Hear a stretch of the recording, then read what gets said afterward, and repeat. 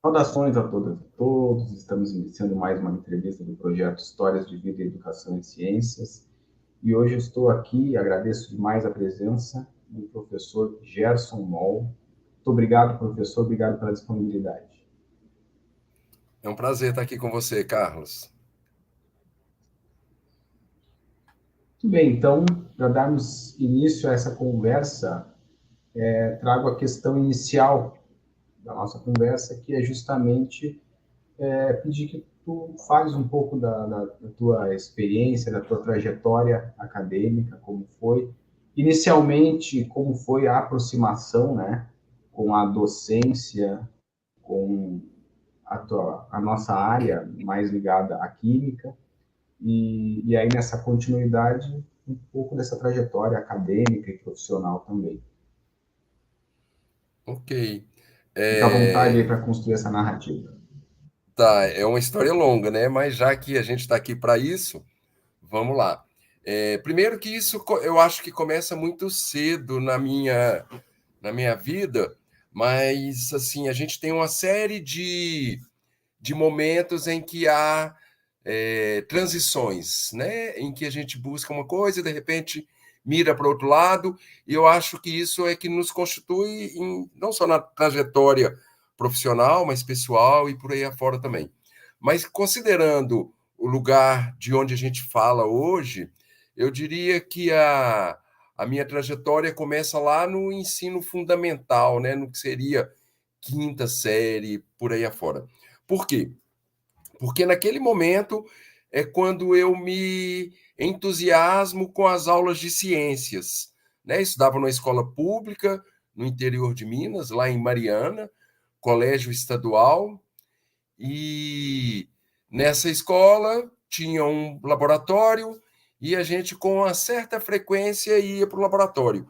E isso me encantava muito. Né? E em algum momento eu descobri que vendia um kit de ciências nas bancas de revista e eu juntava o dinheiro que eu levava para a escola para comprar merenda para poder comprar esse kit que saía de 2 em 2 semanas. Então, muito cedo eu comecei a brincar de ciências, né? A fazer uns experimentos, a fazer algumas coisas em casa. E quando eu estava no primeiro ano do ensino médio, o professor de química convidou os melhores alunos de cada turma para participar de alguns experimentos com ele, para a feira de ciências que ia acontecer na escola. E eu gosto muito de frisar isso, né? Que ele convidou os melhores alunos de cada turma, porque eu não fui convidado, mas eu fui atrás do professor, né? Falei, professor, eu queria participar e tudo, porque para mim a disciplina química, como acontece com muitas outras, ela não era muito encantadora, ela não cativava muito a gente, mas a gente tinha aula de laboratório também, nessa escola pública também, já lá em Volta Redonda, não em Minas, e quando eu ia para o laboratório, eu me entusiasmava muito. E hoje eu vejo que provavelmente para o professor ele percebia isso. A gente percebe, né? E aí eu pedi para ele para participar dos experimentos, ele concordou, e aí me envolvi em 3 projetos que ele tinha, mas um me chamou mais atenção, que era trabalhar com vidro, aquecer vidro, puxar, esticar, fazer tubo capilar, soprar, né? Coisa que ainda é muito comum hoje, mas muito distante da química do que a gente faz no laboratório.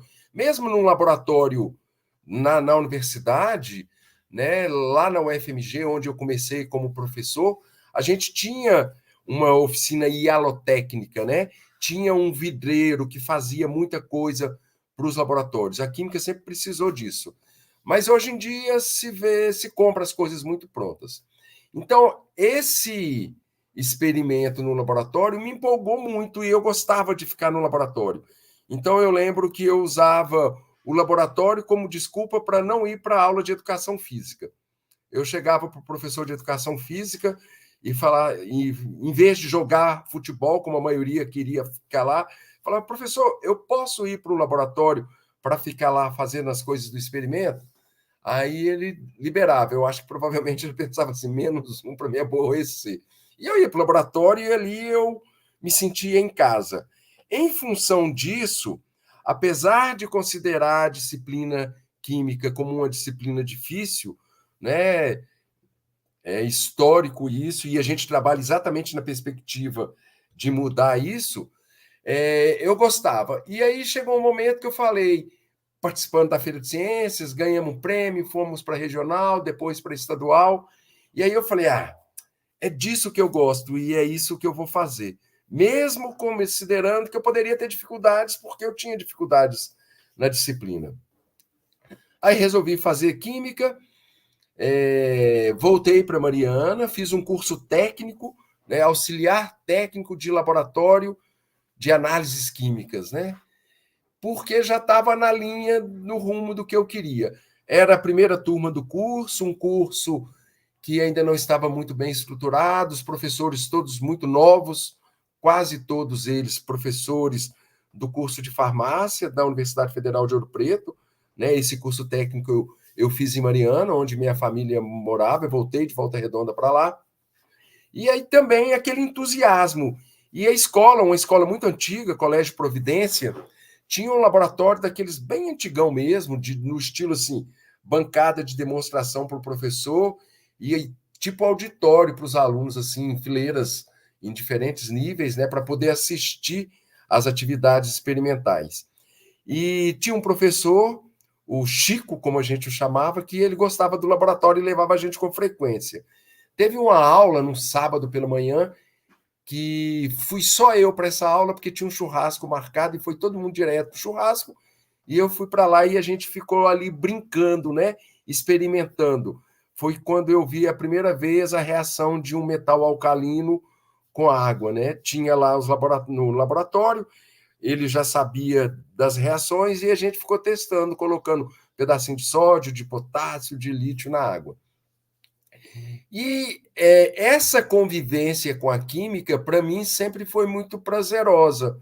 Né? Aí, durante esse período no ensino médio, eu cheguei a construir um laboratório no fundo do quintal da minha casa. Né? Aproveitando as duas paredes do muro, eu fiz mais duas e eu levantei as paredes, fiz o telhado. É claro que seria uma obra condenada por qualquer engenheiro, porque as paredes eram tortas, o telhado tinha goteira, mas fui eu que fiz. E ali eu me divertia também, fazendo uns experimentos. Comprava ácido muriático, a gente tinha acesso a mais coisas, né? Hoje em dia é muito mais difícil, né? Permanganato de potássio. E aí eu comprava essas coisas e ficava brincando lá, misturando em tubo de ensaio, usando esses kits que eu tinha, usando os experimentos ali como base e fazendo outras coisas. Eu me lembro que eu tinha vários balões que eram feitos com lâmpadas de bulbo, quebrava a parte por cima, né? Tirava o miolo ali e tinha um balão que podia ir ao fogo, aquecer, fazer uma destilação. E essa brincadeira, para mim, era a melhor diversão. Né? Na frente da minha casa tinha um campo de futebol e, novamente, eu largava meus amigos jogando bola para eu ir para lá brincar. Quando eu falo sobre essa história, eu gosto de indicar um livro que conta uma história muito mais sofisticada, muito mais elaborada que a minha, mas que tem essa identidade de criança fazendo ciências. É o livro do Oliver Sacks, chamado Tio Tungstênio, Memórias de uma Infância Química. Então, para quem gosta de história, de romance, de química, é uma boa indicação de leitura. Nesse contexto do ensino médio, né, fazendo um curso técnico de química, satisfeito com o que via ali, muitas vezes incomodado com alguns conteúdos que não faziam sentido, e um que já naquela época, para mim, era algo que eu não via sentido, era a questão do diagrama de Linus Pauling, né, de fazer distribuição eletrônica. E ainda hoje eu questiono muito isso os meus alunos da licenciatura. Os professores normalmente valorizam demais isso. Eu acho que é um conteúdo que poderia ser apresentado numa aula de química no ensino médio, falar, ó, os elétrons podem ser organizados no átomo de acordo com esse diagrama. Olharam, tá, 2 aqui, 6, vamos para frente. Não é algo para ficar exercitando, fazendo um monte de coisa. Eu já trabalhei com alunos do ensino médio que sabiam configuração eletrônica de todos os átomos de cor. Você falava o número atômico, o menino ia falando. É algo que não faz sentido, né? E já lá eu sentia como é que eu vou dizer, esse descompasso da química, né, do ensino de química com a química de verdade. Mas, apesar disso, né, continuei gostando da química e resolvi fazer o curso de química. Fiz vestibular na Universidade Federal de Viçosa, também, assim, um achado, né, porque eu não tinha muita clareza do que era o curso, como é que era, mas alguém me disse, provavelmente lá na escola, fui lá, me inscrevi e passei no vestibular.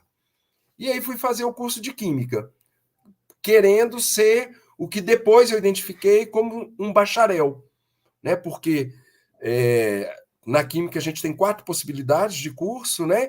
Licenciatura, bacharelado, Química Industrial, bacharelado em Química Industrial, às vezes muda o nome, mas o Conselho Federal de Química define as atribuições bem nítidas para cada um, e Engenharia Química, né? O engenheiro químico é um engenheiro, tem CREA, mas ele é o que, a princípio, estuda menos química. E o que mais estuda química, a princípio, é o bacharel. No nosso caso, como em muitos outros, o bacharelado e a licenciatura estão muito próximos, mas a licenciatura tem uma formação pedagógica que o bacharel não tem. E aí eu descobri que eu tinha ido fazer um curso de bacharelado em Química e era aquilo que eu queria, né? Só que, durante o curso, a gente tinha a opção de cursar disciplinas pedagógicas. E eram disciplinas que a gente considerava muito tranquila, porque a gente que tinha sofrido com disciplinas como cálculo, física, as de química para mim nunca foram sofrimento, né? Embora para muitas outras pessoas fosse. As disciplinas da faculdade de educação, a pegada é outra, a forma de lidar com o conteúdo exige mais leitura, mas você não tem que ficar resolvendo listas enormes de exercícios, né? Memorizando equações, fórmulas e tudo mais. Então eu, como meus colegas faziam, era hábito, né? Cursei essas disciplinas pedagógicas e ao final eu tive o meu diploma de bacharel em Química com carimbo no verso dizendo que eu também era habilitado como professor. Eu gosto de destacar esse sentido do diploma de bacharel com carimbo no verso de licenciatura, porque isso representa muito do que a gente tem na formação de professores de química no Brasil. Né? A gente tem professores que têm cursos de bacharelado com disciplinas pedagógicas. Isso vai mudar um pouco em função da LDB de 96, em que começa a se exigir a licenciatura para o exercício do magistério e há um incentivo maior para a formação de professoras. Um bom exemplo disso também é o PIBID. Né? Até então, a gente só podia ter bolsa de iniciação científica e para os alunos da licenciatura era muito mais difícil do que para os alunos do bacharelado. Né? Mas, nesse momento, a minha formação era bacharel em Química e com possibilidade da aula, porque tinha feito as disciplinas pedagógicas. Ainda durante a graduação, essa aproximação com o ensino, ela acontece de uma forma também natural. Primeiro, com a monitoria, né, que era comum, a maioria das universidades, se não todas, né, tem programa de monitoria em que os alunos que já cursaram determinadas disciplinas vão apoiar alunos que estão cursando aquela disciplina. E na Universidade Federal de Viçosa, onde eu fiz a minha graduação, isso era levado muito a sério. Então, a gente tinha um espaço, a sala de monitoria para atender os alunos, tinha uma escala de atendimento, né? A gente tinha que disponibilizar 12 horas por semana para esse atendimento, e a gente tinha uma procura por esse atendimento, né? Principalmente, como é típico também, na véspera de prova. E aí a gente ficava ali, às vezes, véspera de prova. Eu inicialmente fui monitor de Química Geral, depois de Química Analítica. Na véspera de prova era uma loucura, de todo mundo querendo tirar dúvida da prova da noite, do dia seguinte. E aí era comum o pessoal falar assim, você dá aula particular? Aí ele falava, dou, né? Sempre dava. porque era uma graninha extra. E aí pegava meu veículo, né, minha bicicleta, Caloi 10, e normalmente ia atrás do contratante para dar as aulas. E isso é muito interessante porque faz a gente começar a vivenciar essa questão do ensinar para, né? Porque quando a gente aprende um conteúdo que para a gente é fácil, mas para o outro não é fácil, é difícil a gente conseguir sair desse lugar comum que a gente já entendeu e ir para o lugar do outro, perceber quais são as dúvidas e o que a gente precisa fazer para que a pessoa entenda e sane essas dúvidas. E a monitoria é um bom exercício porque quem nos procura é exatamente quem tem dificuldade. E aí você aprende a buscar outras formas de explicar, buscar outros exemplos. E aí, com isso, eu termino ainda o curso de bacharelado, mas já com uma experiência de sala de aula, não de sala de aula, de ensino modesta, né? De um bom tempo. Foi a minha graduação quase toda eu fui monitor, desde o segundo ou terceiro período até o último. E aí, né, terminando a graduação, eu fui entendendo um pouco mais das possibilidades de atuação do químico. E nesse momento, eu não pensava em ser professor, ainda não, isso não tinha aparecido para mim. Que Né? ano era isso, Jack? Oi? Que ano era isso, mais ou menos? Ah, isso foi em 1987. Foi o ano que eu formei. Né? Provavelmente muitos licenciandos que vão assistir aqui, os pais nem tinham casado ainda, né?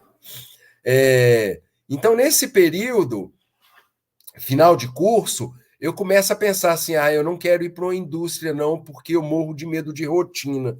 E até hoje eu tenho isso muito forte.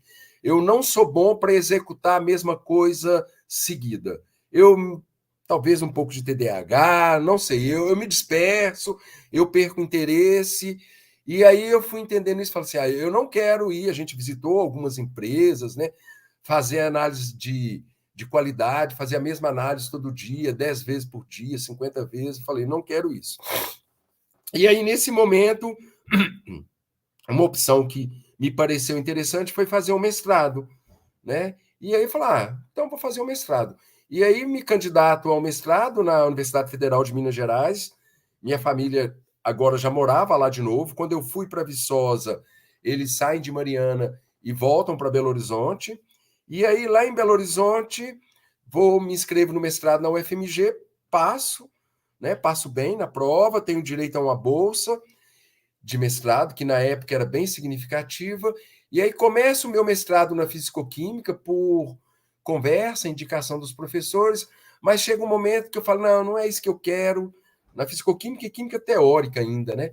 E aí eu volto novamente para a Química Analítica, que sempre foi uma área muito forte no nosso curso, né, em Viçosa, no período que eu fiz a graduação. Hoje em dia eu não sei como é que a gente diria isso, mas da minha turma, grande parte dos colegas foram fazer pós-graduação, atuar como professores de Química Analítica. E aí eu termino o mestrado na Química Analítica e começo a procurar emprego, o que fazer, né? Nesse momento, felizmente, as oportunidades eram muitas. Cefet, em Belo Horizonte, mas como temporário, né? Secretaria de Educação, e aí eu vou ser professor da Secretaria de Educação como temporário, dando aula numa escola pública à noite para alunos de magistério, de contabilidade e científico. E aí, nesse momento, eu visto pela primeira vez a roupa de professor e gosto disso, né? Gosto da sala de aula. Até hoje eu me sinto muito bem na sala de aula, né? Eu tenho prazer de estar ali, de conversar com os alunos, de dialogar. E no ensino médio, naquele momento, para mim, era algo muito motivador. Eu era um professor que sempre levava um experimentozinho para fazer na bancada, que às vezes levava os alunos para um laboratório que vivia trancado, porque para mim química é experimentação.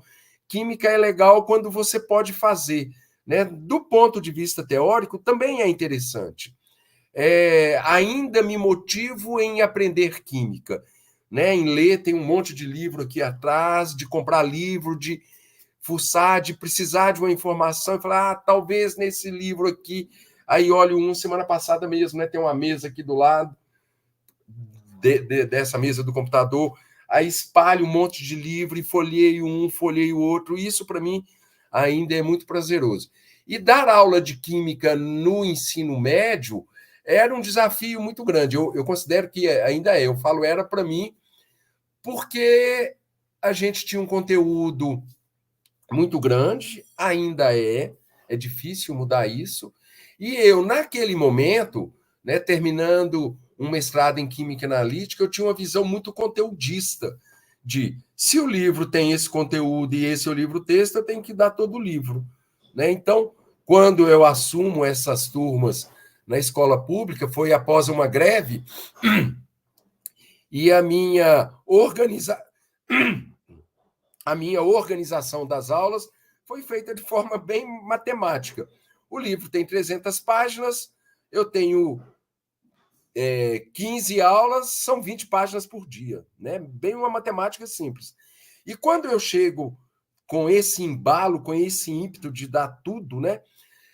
Das turmas que eu tive, os alunos ficam meio receosos, mas 2 turmas fizeram muita diferença para mim, que eram 2 turmas de magistério, né? Com a grande maioria de meninas, né? 2 meninos só em uma turma, e elas vieram, né? Faziam disciplinas, liam, né? Coisas de pedagogia, que para mim era muito fraco, mas não, professor, não pode ser assim, não pode ser assim.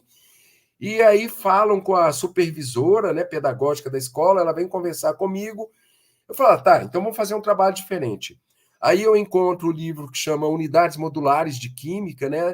Do pessoal de São Paulo, Júlio, Angélica, Ambrose, que tinha já uma proposta pedagógica diferenciada dos livros tradicionais, como a gente chamou.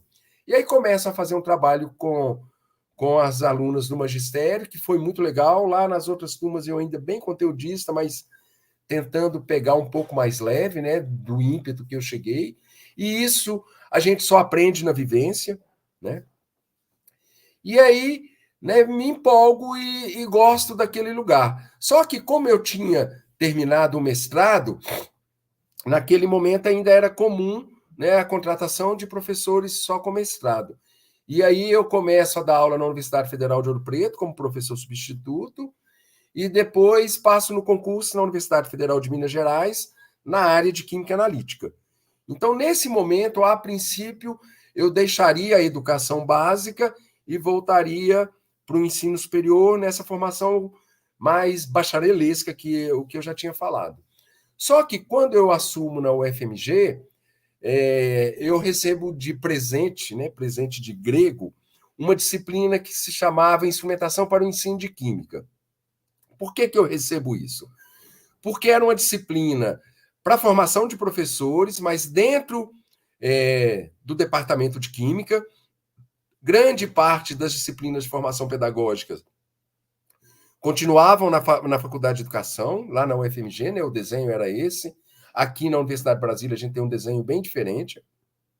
E aí, essa disciplina é uma disciplina que tentava fazer um elo do ensino de Química com a Química. Porque na Faculdade de Educação, às vezes, a gente tem, como eu fiz na minha graduação, fundamentos teóricos da educação, psicologia da educação, didática, numa perspectiva muito geral. Tanto é que a gente tinha aula junto com alunos da educação física, com qualquer aluno de licenciatura. E essas disciplinas, como instrumentação para o ensino de Química, elas já eram voltadas para o ensino específico de conteúdos da Química.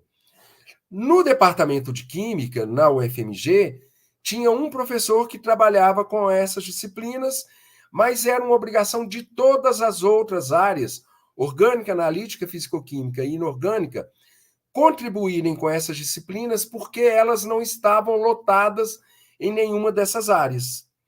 Na química analítica, como eu era recém-contratado, disseram que eu era a pessoa mais indicada para trabalhar com essa disciplina porque eu tinha dado aula no ensino médio. Como eu era recém-concursado, a gente acata. né? E aí eu fui trabalhar com essas disciplinas. E me aproximei e comecei a gostar desse trabalho. Me aproximei de pessoas que trabalhavam com isso, né? Na época, lá na UFMG, principalmente a professora Lila Vatti, que já se aposentou, era professora no Colégio Técnico, Cotec, da UFMG, e o professor Eduardo Mortimer, da Faculdade de Educação, que também trabalhava com essas questões, mas lá na Faculdade de Educação. Então, para eu dar conta dessa disciplina, eu começo a me aproximar dessas pessoas, e aí, quando eu resolvo fazer meu doutorado, mesmo eu sendo professor da Química Analítica, eu opto por fazer um doutorado em ensino de Química e não em Química Analítica, né? E aí os meus colegas da Química Analítica, né, certamente não gostaram muito, porque o ideal era que eu fizesse um doutorado em Química Analítica para fortalecer a pesquisa em Química Analítica e por aí afora. Mas como eu estava no lugar colocado por eles, eles aceitam numa boa, e eu saio da UFMG e venho para o UNB fazer o doutorado em ensino num Instituto de Química, na época ainda um departamento, porque naquele momento eu dizia que, embora eu quisesse me aproximar do ensino, da educação em Química, o meu lugar, né, onde eu me sentia mais confortável, era exatamente na Química, né? A minha formação é Química, e eu tenho muito orgulho disso, embora eu possa dizer que eu desviei para o ensino, mas a gente considera o ensino de Química como uma área da Química, né? E aí eu venho para a UNB fazer o doutorado, me conecto com um grupo de professores com essa questão do ensino muito forte, o professor Roberto Ribeiro da Silva, que foi o meu orientador de doutorado, o professor Wilson Santos, que depois a gente começa o livro didático do Química Cidadã, a proposta de escrever um livro didático, e o professor Ricardo Ghosh, que também atuava no ensino de Química, atua ainda, né? E a gente começa a desenvolver um monte de trabalhos relacionados a isso. Quando eu termino o doutorado, eu recebo o convite para continuar na UNB, e esse convite para mim foi muito bom, porque ele me daria possibilidades de continuar com projetos que eu desenvolvia. Eu voltando para o UFMG, embora eu tenha um grande apreço, um grande carinho pela UFMG, coincidentemente, na semana passada, eu estive lá e visitei o prédio da Química, conversei com alguns professores. Do ponto de vista profissional, como professor da educação em Química, eu considerei que era mais interessante eu ficar na Universidade de Brasília. A gente deu continuidade à escrita do livro didático, né? A gente tinha a perspectiva de criar uma pós-graduação em Educação em Ciências, que é uma longa história, mas isso se concretizou. Hoje a gente tem um programa de pós-graduação em Educação em Ciências, com mestrado e doutorado em Educação em Ciências, né? E Química também, né? A gente está junto com professores da Biologia e da Física, principalmente, mas fazendo Educação Química.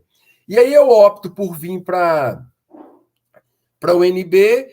É um processo longo, né? Foi 1 ano e meio nessa negociação, e o UFMG me liberou para eu ser transferido para a UNB. E logo que eu chego aqui, começo a trabalhar já na área de ensino, só com essas disciplinas específicas de ensino de Química, e dando continuidade aos projetos do livro didático. A gente propõe a criação da pós-graduação, ela se concretiza, e eu começo a trabalhar também com as questões relacionadas à inclusão. Primeiro, orientando 2 alunos de iniciação científica. Desses 2 alunos, uma faz mestrado comigo e continua o mestrado nessa área de inclusão. Foi a minha primeira orientação de dissertação nessa área, e depois disso, aos poucos, eu vou deixando de lado outras temáticas que eu orientava, como uso de tecnologias, questões de experimentação, formação de conceitos, e foco as minhas orientações na área de inclusão.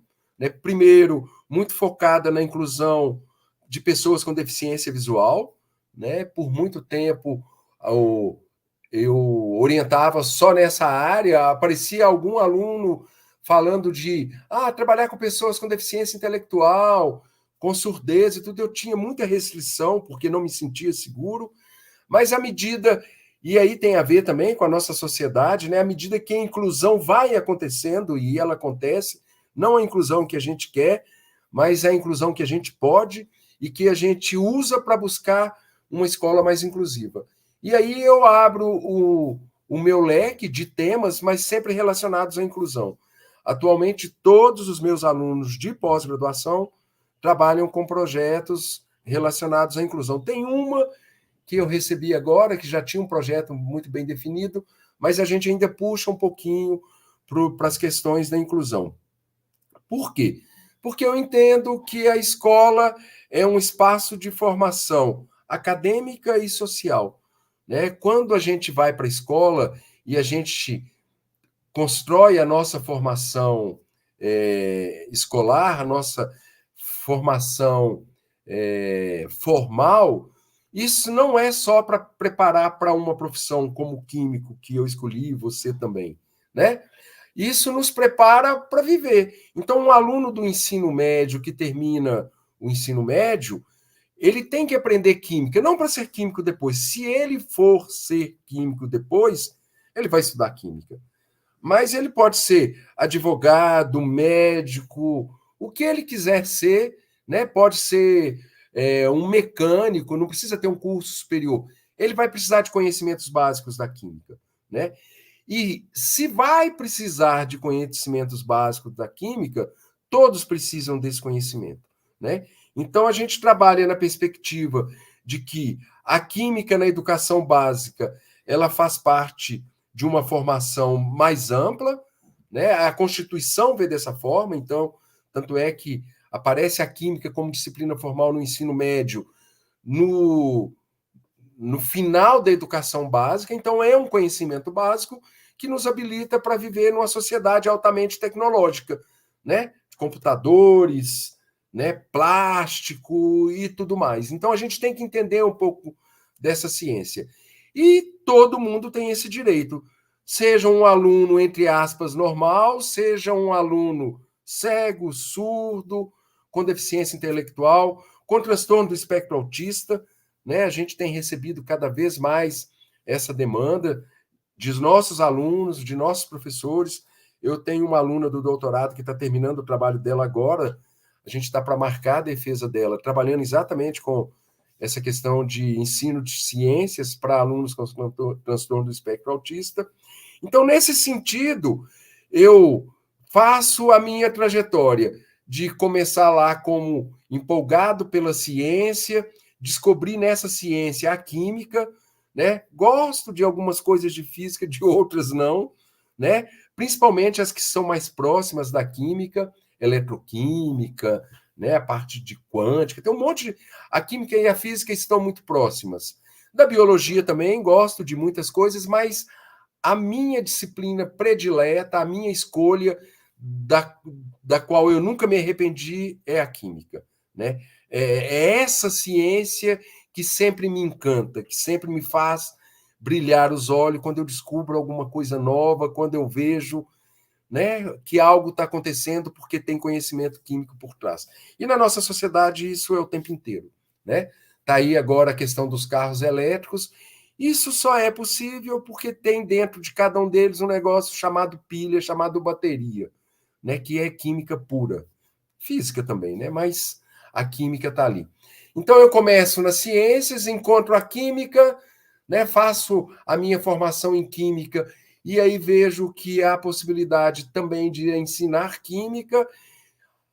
Após o mestrado, né, quando eu termino o mestrado, eu vejo que o meu caminho era esse, né? Se eu fiz um mestrado, o melhor lugar para eu trabalhar era numa universidade. E aí entro como professor na universidade, e quando eu entro na universidade, como eu acabei de dizer, eu entro como professor, embora ainda muito ligado a questões de pesquisa, de laboratório, mas tendo como minha principal tarefa o ser professor, né? E chega no momento, né? Ano passado eu fiz o meu concurso para titular, que é o ápice da nossa carreira de professor na universidade, e eu faço uma retrospectiva para esse momento do concurso que me deixa muito feliz, porque eu digo que eu não esperava ser professor, mas eu me tornei professor e tenho muito orgulho disso.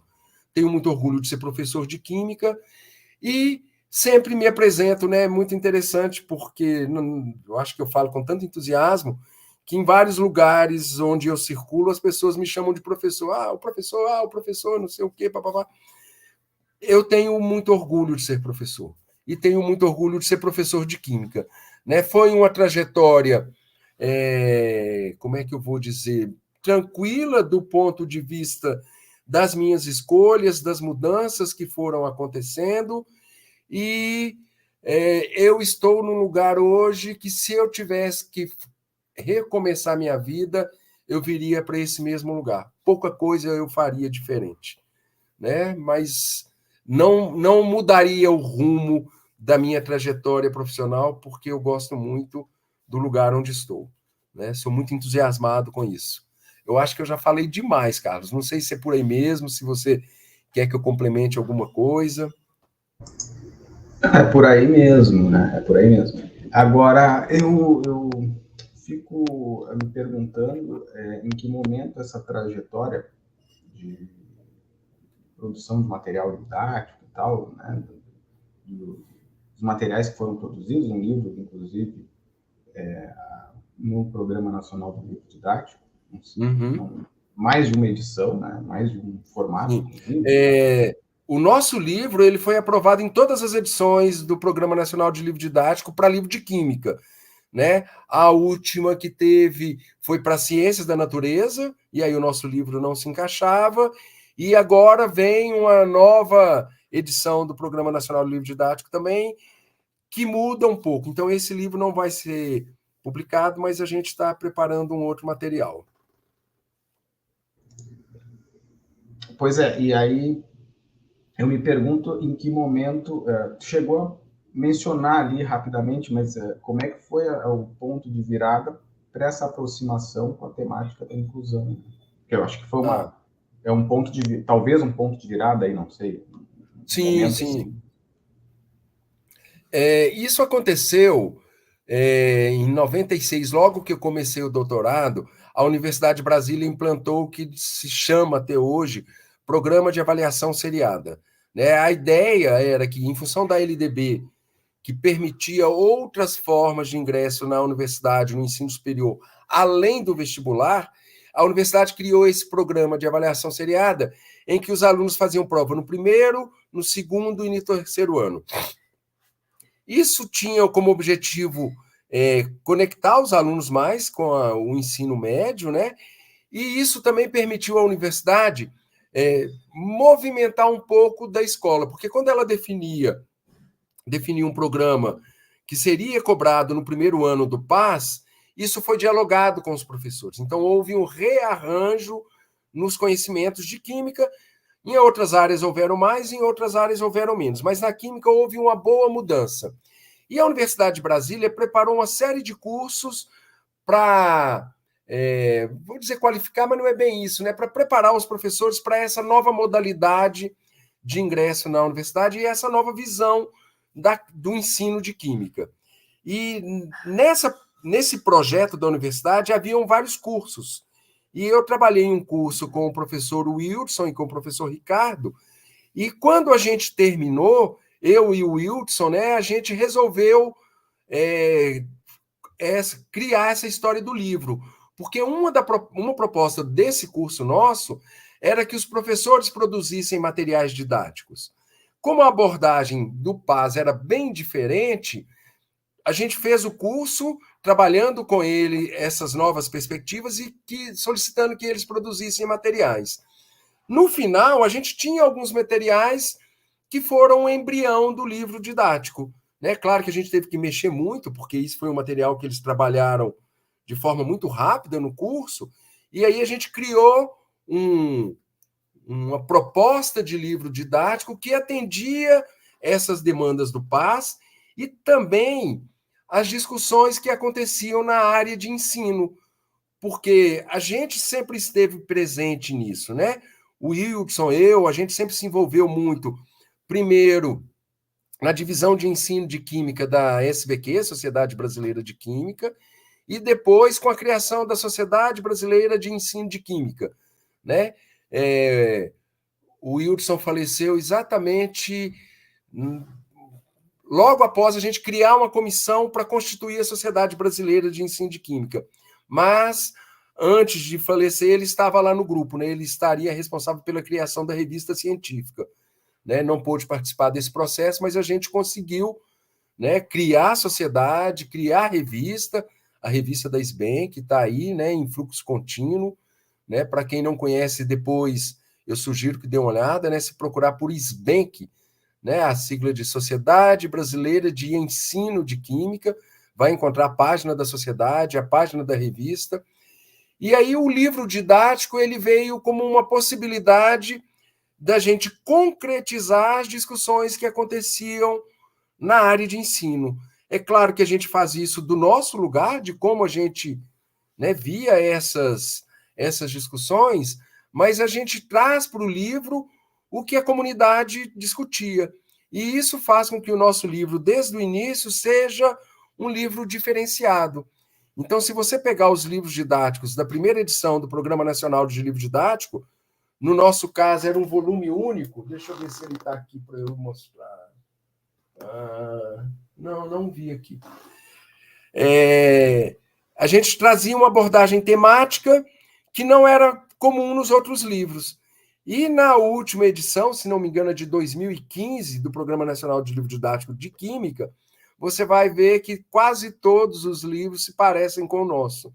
Então, eu lembro que numa reunião a gente falou que é muito interessante, porque, embora não fosse o livro mais vendido, e aí tem uma série de questões comerciais, tamanho de editora e tudo mais, o nosso livro serviu de modelo para os outros também. Os outros livros se aproximaram mais do nosso do que o nosso deles, né? Então, eu acho que foi uma possibilidade e uma vivência muito grande de trabalhar coletivamente, né? Eu e o Wilson na coordenação, mas junto com 6 professores da educação básica, Gentil, Eliane, Silande, Sálvia e Roseli, né? Então, a gente tinha uma proposta que não era uma proposta só acadêmica, feita só na universidade.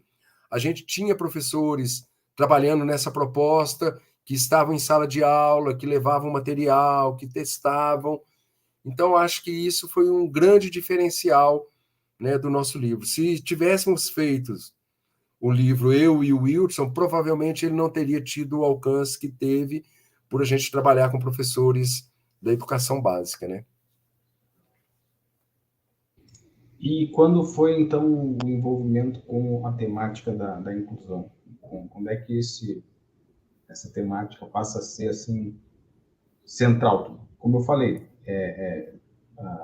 tu já mencionou na passagem anterior alguma coisa, mas qual foi esse momento, assim, esse ponto de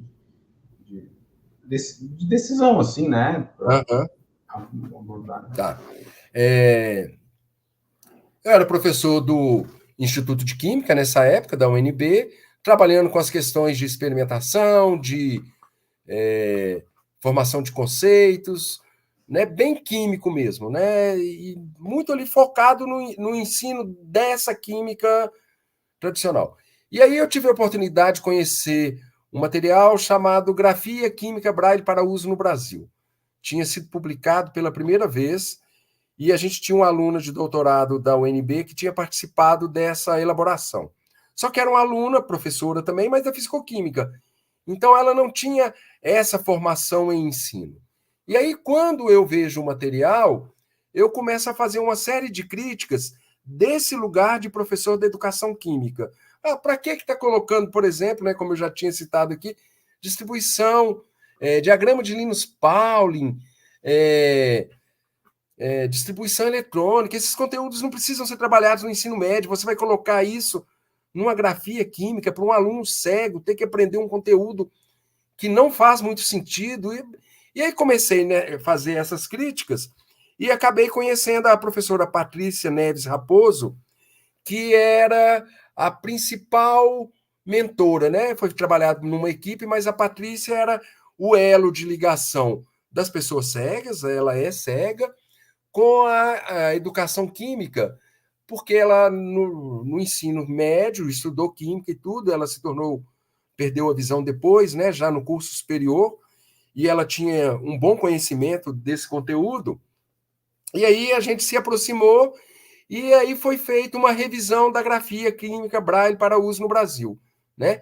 É um material do MEC, está disponível na página do MEC, e aí eu participei dessa revisão muito nesse intuito de tentar enxugar, falar, ó, isso não tem necessidade, isso não precisa aparecer numa grafia química para ensinar pessoas com deficiência visual, porque isso não precisa ter nos livros didáticos de química, né?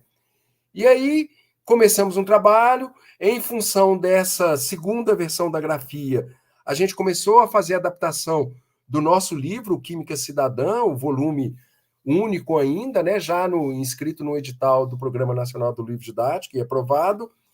E aí a gente começa a trabalhar na questão de ensinar química para pessoas com deficiência visual, né? No início, essa opção minha era muito forte, como eu já disse, porque as pessoas com deficiência visual, elas têm dificuldade de acesso às informações pela falta de visão, mas cognitivamente não tem nenhuma deficiência. E elas têm a capacidade, podem aprender da mesma forma. Quando a gente lida com outras deficiências ou com outros transtornos, a gente já começa a lidar com pessoas mais diferentes. Então, o ensino, ele passa a exigir mais, porque para a pessoa com deficiência visual, muitas vezes você fazendo uma maquete, um modelo, você já resolve, né? Você escrevendo, né, em vez de tinta em braille, você já dá acessibilidade da pessoa ao conhecimento. Quando você fala de ensino para pessoas surdas, por exemplo, há necessidade de um intérprete aí, ou de um domínio de Libras pelo professor, né? Então, exige mais isso, né? Você não fala assim, eu vou trabalhar com ensino de química para surdos e vou começar a fazer as coisas. Você tem que conhecer Libras, você tem que se aproximar, você tem que ter, no mínimo, um intérprete para fazer essa aproximação, porque senão não vai. Além disso, você tem que entender que a pessoa surda, ela fala um outro idioma. Então, a percepção de mundo dela é um pouco diferente, né? E aí você tem que conhecer muito mais para você fazer essa ponte. No caso do ensino de química, eu considerava e ainda considero que é mais fácil, embora também tenha muitos desafios, mas, como eu disse, a inclusão vem acontecendo. E aí chega um momento que, como professor de química na educação básica, e a gente forma professores para lá, você vai ter um aluno que é cego, você vai ter um aluno que é surdo, você vai ter um aluno que tem TDAH, você vai ter um aluno que tem transtorno do espectro autista. Então, a diversidade é muito grande. E o nosso objetivo continua sendo o mesmo, ensinar químicas para uma formação mais ampla dessas pessoas. Então, como é que a gente faz? Né? Então, a grande pergunta nossa hoje, né, que motiva os meus alunos de pós, é como é que eu ensino química para esse aluno? Ou como é que eu apoio o professor que tem esse aluno? Né? A gente trabalha muito nessa perspectiva dos professores também, mas sempre nessa perspectiva da inclusão, que nasceu lá há 20 anos atrás. O nosso primeiro trabalho foi publicado em 2004, sobre a questão da grafia química Braille, e hoje a gente tem uma escola que a diversidade é muito maior, e a gente tem que dar conta disso. A gente, professor, seja professor de química, professor de física, de pedagogia, onde estivermos e nos propusermos a ensinar, a gente tem que estar preparado para ensinar uma diversidade de alunos muito grande, né?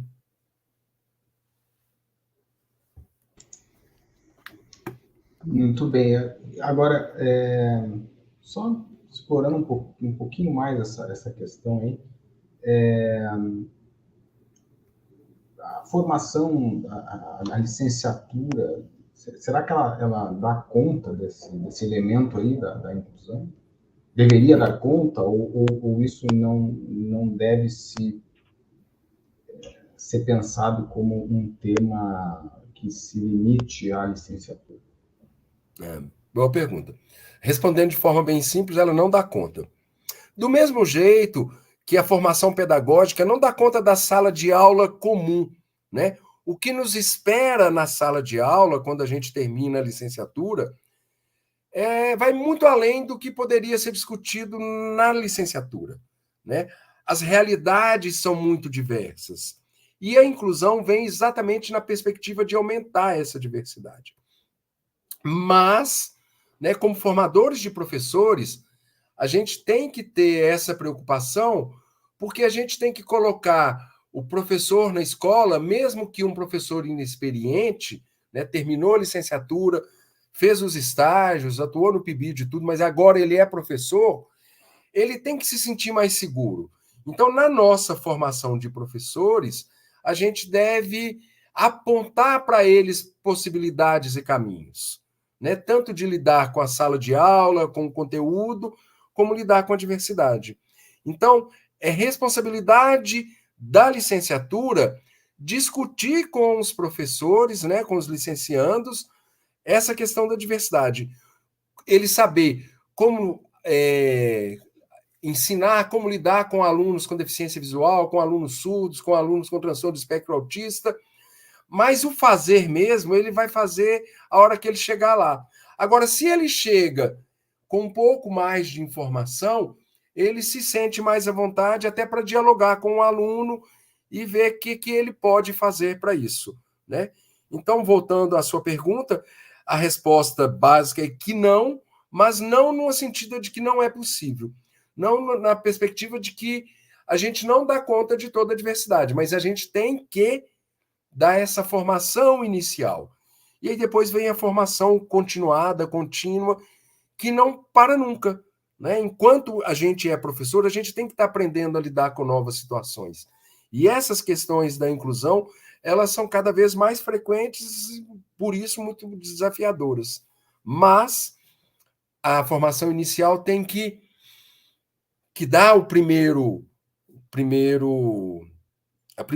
formação, né? A primeira base. E é isso que a gente tenta fazer. Bom, professor Gerson Moll, professor titular da UNB. Depois desse breve resgate aí, de 50 minutos, mais ou menos, aí que estamos conversando, essas memórias todas, e o professor que já chegou, tem uma experiência grande, já chegou aí ao posto de professor titular. Então, para a gente finalizar, o que vem pela frente? O que tu esperas que vem pela frente aí, nessa trajetória? Eu considero que o magistério sempre nos traz desafios, né? Tem as questões da escrita de material didático, é uma coisa que eu sempre gostei muito e nunca deixei de fazer. A questão da orientação, ela é muito importante também, é algo que, para mim, é muito caro, né? Eu sempre tenho um número de alunos além do máximo permitido pela CAPES, né? Eu sempre acolho mais alunos do que o número de vagas que eu tenho. Agora a gente está no processo seletivo mesmo, quero ver como é que vai ser. No ano passado eu tinha uma vaga para mestrado e uma para doutorado, entraram 2 mestrandos e 2 doutorandos. Porque, em função de tudo que eu falei, eu acho que essa formação continuada ela é muito importante. Então, a pós-graduação vai qualificar melhor os professores, a gente tem que formar mais professores para formar professores, né?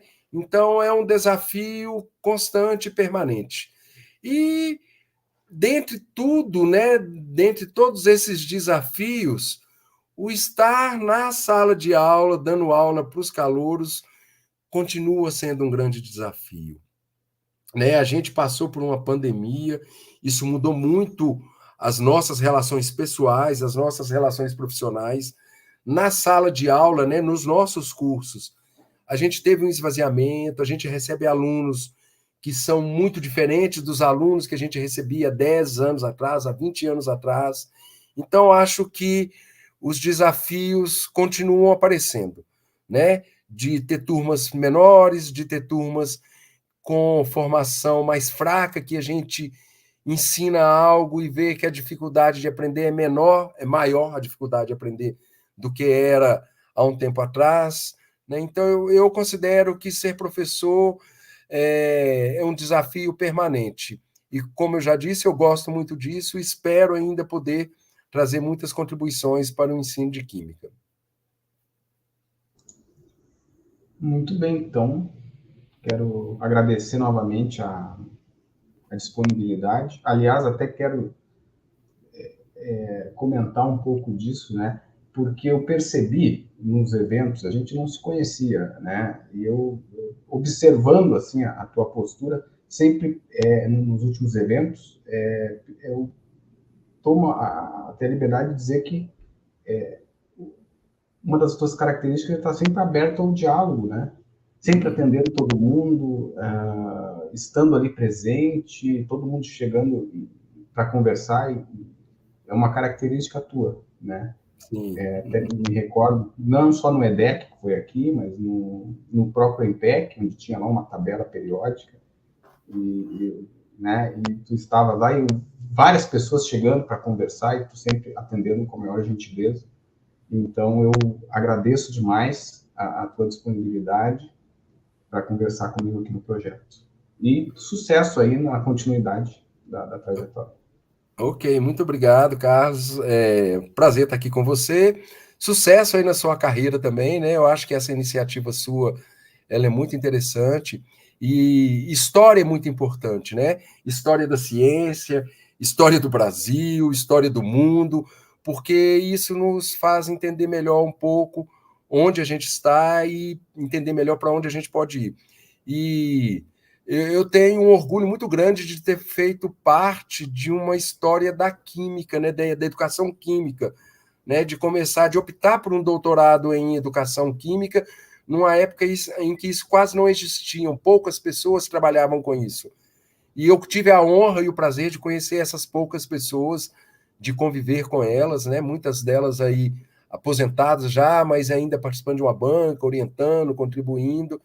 Então, é um prazer muito grande poder participar dessa história e poder contar um pouco dela aqui, do meu ponto de vista, para vocês. Sucesso aí, e estamos sempre à disposição, porque essa é a nossa função como professores. Muito obrigado, então. Até mais. Até mais, obrigado.